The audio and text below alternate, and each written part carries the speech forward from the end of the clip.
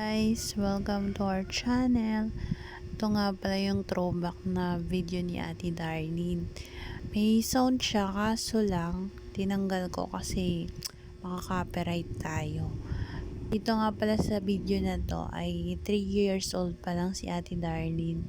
At ang sinasayaw nila dyan ng pinsan niya ay Gangnam Style. Ang cute-cute lang tingnan. Pasensya na nga pala kayo sa quality ng video.